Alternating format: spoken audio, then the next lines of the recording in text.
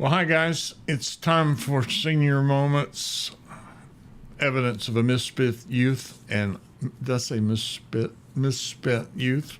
And I'm Tommy Ellison, your host, but you knew that. And this is episode 48 of Senior Moments, and seems like it's hard to believe it's almost been a year doing this on a weekly basis. So anyway, I want to talk to you this evening because there are some differences between Catholics and Baptists.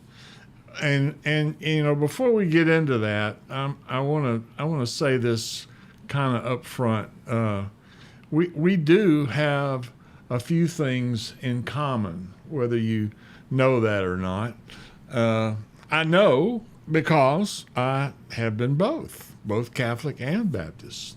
And, well, I will say this, though. Sometimes things can go astray, and stay with me on this because I'm going to explain that in just a moment. And I'm going to explain it right now on Senior Moments.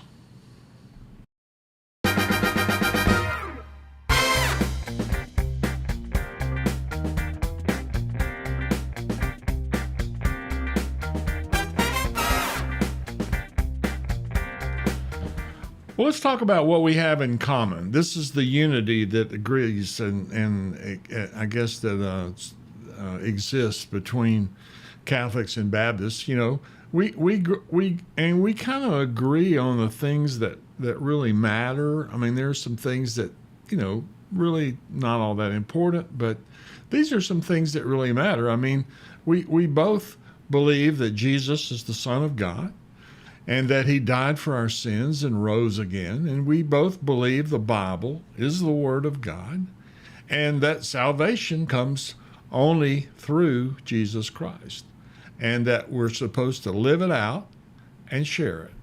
So when you boil it all down, we're kind of on the same page, and consequently, we are on the same team. And I'm going to downplay the differences now. We go about things a little differently, I guess, on Sunday morning. Different styles, different rhythms in our music, different traditions. But today is not about, theology. This is just about moments that kind of make me smile. And I'm going to tell you a little story that I heard a long time ago and share it with you. And, you be the judge of whether or not you think it's funny. I thought it was hilarious. But this whole idea of Baptists and Catholics kind of reminded me of a story that I heard years ago. And it was about a Baptist boy and a Catholic boy. And the Baptist boy had decided to go to church.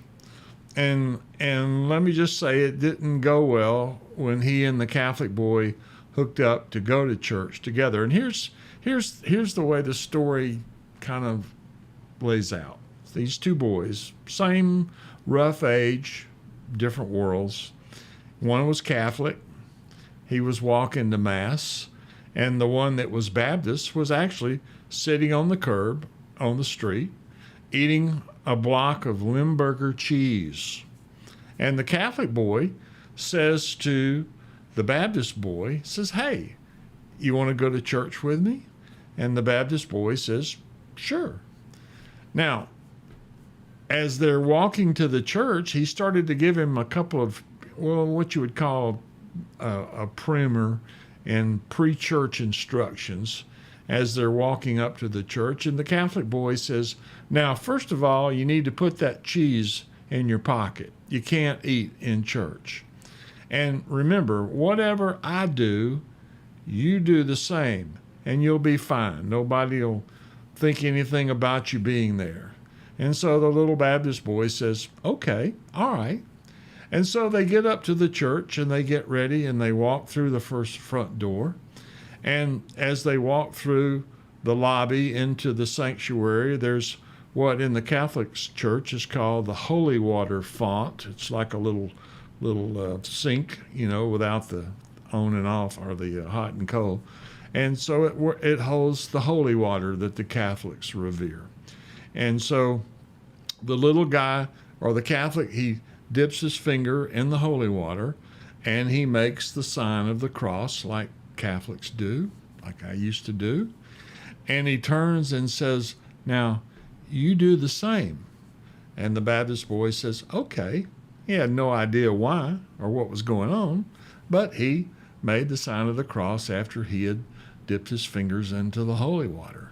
So they went on in and they found a pew, and the Catholic boy says, "Now remember, just follow me." And so he actually got up to the end of the pew and he bowed down on one knee, what was known as genuflecting in the Catholic Church. Excuse me. And he looks back at the little Baptist boy and says, "Now you do the same." And so the little Baptist boy, he did the same knee, kind of like a one knee, in a football game, I guess. And he stands up, and they move into the pew. Now the priest enters, and everybody stood up, and the little Baptist boy stood up as well. And then the time in the Mass came when the Catholic, in the Catholic Mass, where the people begin to kneel. And if you've ever been into a Catholic church, there's this thing that drops down out of the pew in front of you. It's called a kneeler, and it's kind of aptly named because that's what you kneel on. You put your knees on it, and it kind of has a little bit of cushion to it, so it's a little more uncomfortable than just kneeling on hardwood. And so the little Catholic boy drops to his knees at the appropriate time onto the kneeler. And the little Baptist boy, who's really not quite used to getting on his knees, unless he's dropped something, he follows anyway, and he gets on his knees.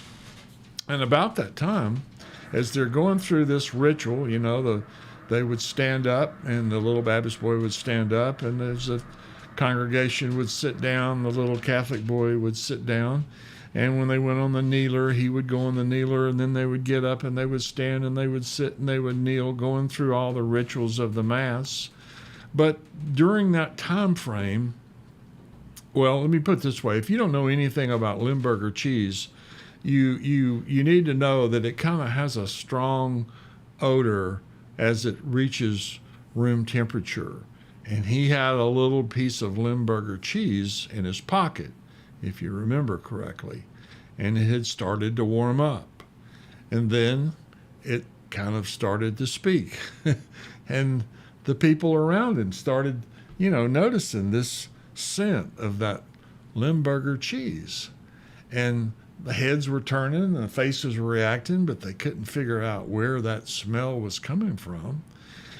And then the little Catholic boy, he leans over and he whispers to the little Baptist boy, Did you toot?" And the little Baptist boy whispers back and says, "No, was I supposed to?"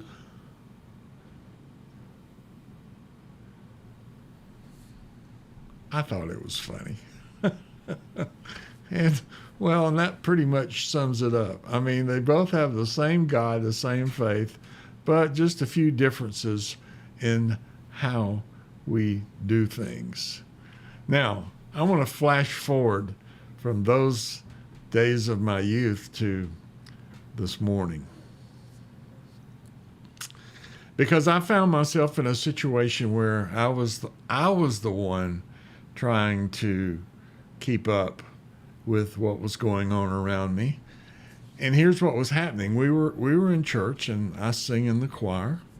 And most of the time I can work my way through most of the songs, and I'm a pretty good sight reader when it comes to singing the bass line. And the choir, we're leading the congregation and singing songs, and everybody knows them, and everybody's kind of into it. And then we do this song. We had rehearsed it at Wednesday night practice, but I wasn't really all that together. I mean, I knew the melody, but it turns out there were some hand gestures that went around with this song.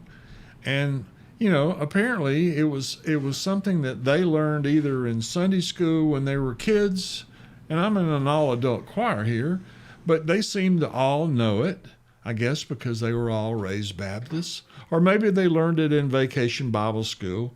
I don't know. I didn't, because I never went to Vacation Bible School. I remember sitting on the front steps of my house there in my hometown, and the local Baptist church would be having Vacation Bible School, and they'd have a parade coming through the neighborhoods, and the kids were all yelling and had crepe paper on their cards yelling, "Come to Vacation Bible School, come to vacation." I had no idea what they were talking about because I was Catholic. But I was introduced to this song on this past Wednesday night, and so I thought, well, what the heck, I'll give it my best shot.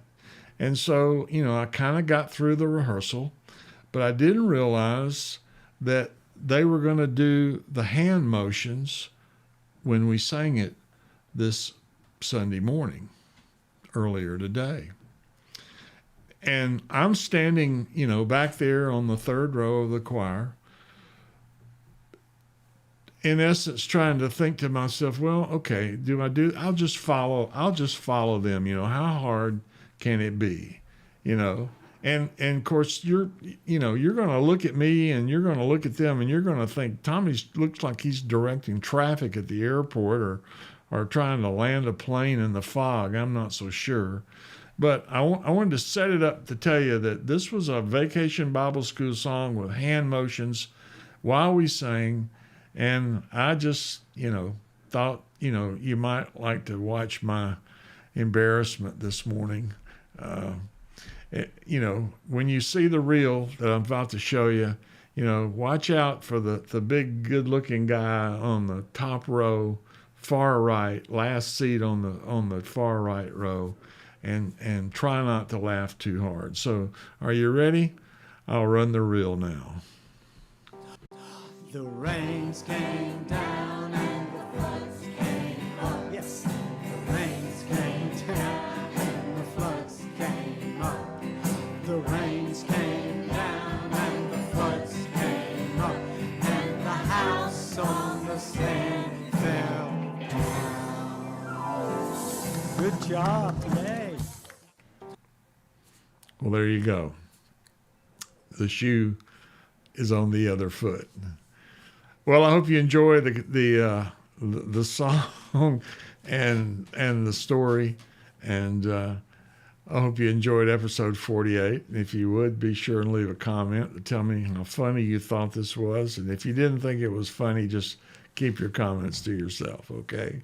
Anyway, we're out of here. It's Sunday night, and we're getting ready to watch basketball tonight as Alabama spars with another team in the big dance. So I hope you guys have a great week, and join me next week, next Sunday, live at 5 for Senior Moments, the evidence of a misspent youth. And be sure and listen to this guy coming up. He has all the skinny on what you should do next. Good night. Well, hey, thanks for spending a few minutes with me on Senior Moments. If you enjoyed the ride, be sure and tap that like button, subscribe to the channel, and hit the bell so you don't miss the next one. I'll be back soon with more stories from a misspent youth, and maybe some of yours too.